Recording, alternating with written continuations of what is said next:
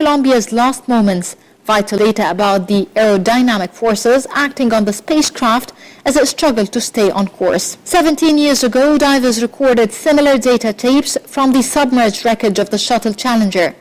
Investigators were able to extract valuable data from the tape despite extensive damage. The accident was due to superheated gas which leaked into the orbiter's left wing, causing it to disintegrate with the loss of all 7 crew members on board.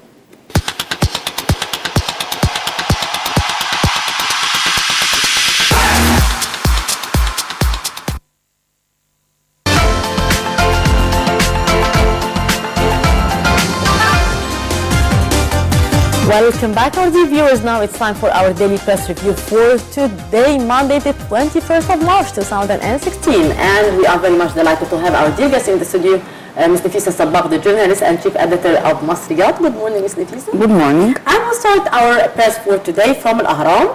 The delivery of 11,000 housing units to the residents of the Chanti towns on the 25th of April. The Egyptian Armed Forces participate in the execution of the largest social housing project. After the meeting between Al-Sisi and the Minister of Housing and the head of the Engineering Authority, Madbouli says the President gave his instructions regarding the completion of the first phase of the new administrative capital within 2 years, building 656,000 housing units in the social housing project within a year at the cost of £120 billion.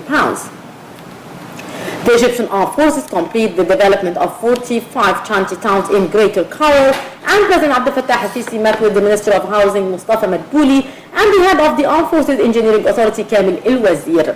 The meeting focused on the development of the Chanti towns and the social housing facilities.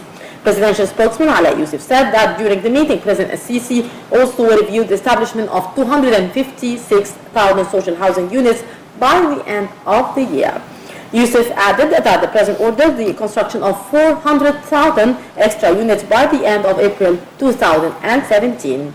President al-Sisi also reviewed the current plans of removing Chanti towns and establishing new communities to demolish all the slum areas that pose a danger to the lives of its inhabitants. To shed more light on the issue, we have the following report by Ms.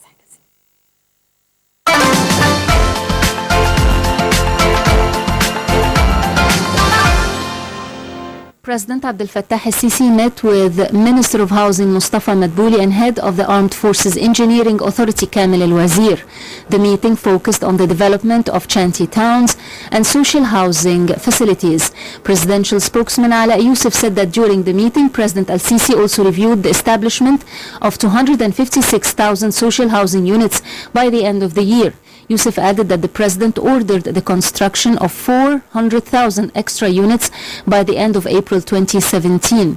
The total cost of these projects would amount to 120 billion Egyptian pounds. President al-Sisi also reviewed the current plans of removing Chanti towns and establishing new communities to demolish all the slum areas that pose a danger to the lives of its inhabitants. By the end of April 2017, 50,000 units costing around 7 billion Egyptian pounds will be established and funded by the Tahya Misr or Long Live Egypt Fund and the Fund for the Development of Slum Areas. As for the new capital, President al-Sisi reviewed the outcome of the visit of the Minister of Housing and the head of the Engineering Authority to China and Kazakhstan to benefit from their experiences in establishing new administrative capitals. For his part, Al-Wazir asserted Egypt's keenness on establishing a unique new capital that exceeds all the capitals worldwide.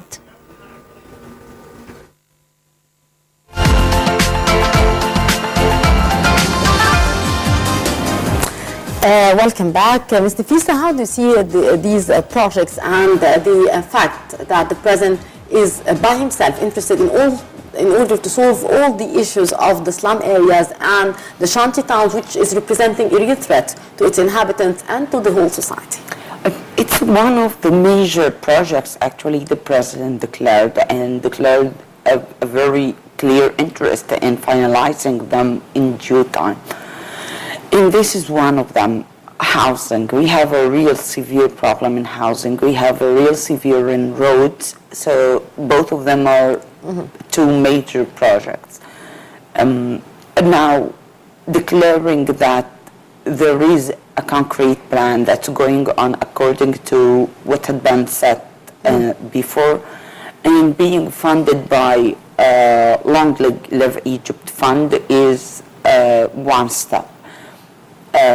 Declaring a final timing for delivering the units for the people is another something. Indeed. Especially after this, the project of the 1 million unit had been postponed and delayed and then postponed again, and there had been many troubles regarding it.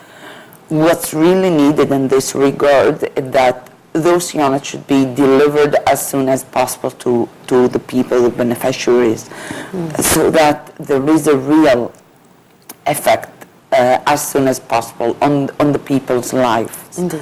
And as for the slums, actually, it's a very severe and dangerous situation to continue as we are today. So moving the people is something important, but still in negotiation with people themselves. If we do remember, at some point, people refuse to move because the choosing places to move their community was very far away from their original where they used to live. So it would be very different for them to move so far away.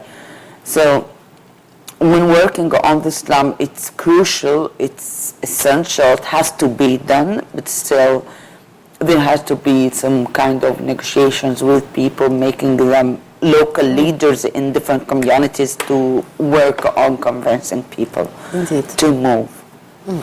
And from Al Ahram and from the front page we read, today the start of the preparatory meetings. The defense ministers of 27 African countries meet in Sharm el-Sheikh.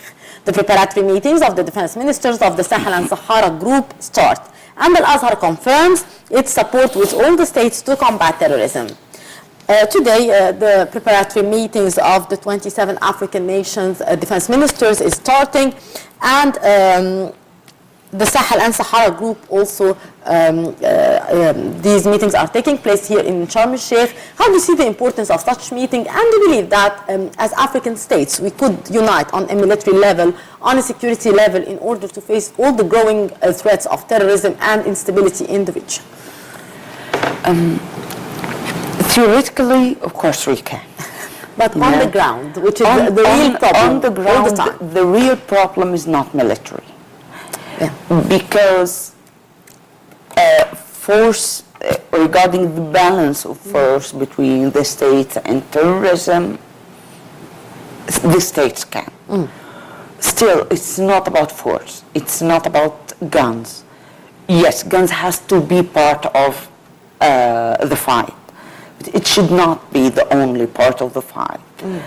Changing the way people understand the religion is a very crucial thing, is something without it actually nothing can benefit, nothing can end terrorism. It's about development, it's about making people reconsider the ideas about that normally brings us new generations of terrorists. So that's why actually when Al-Azhar says that it supports the states, I feel, actually Al-Azhar had been a very important institution and played a very important role at some areas, at some eras in our history, changed and improved the way and updated the way we look at religion.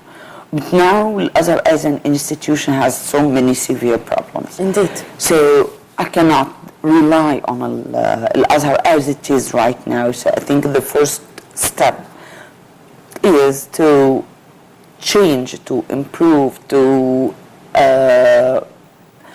renew Al-Azhar itself. Only then I think I would be more hopeful about fighting and combating terrorism. This was very needed now. And from Al Ahram front page, we read also, the official return to Egypt to the membership of the International Parliamentary Union. Abdel Al warns against the slow response of the international community in combating terrorism. Amid applauding and warm reception of Egypt in the first general session, the Speaker of the International Parliamentary Union announces the official return of Egypt to the membership of the Union. Abdel Al says it is time to turn words into deeds to combat terrorism, which Egypt and the whole world are facing. And still with the same issue, but from Al Masri Al-Yawm, Egypt returns to the International Parliament, and the participating delegations greet Egypt's delegation over Cameroon's return. Egypt regained its membership of the International Parliament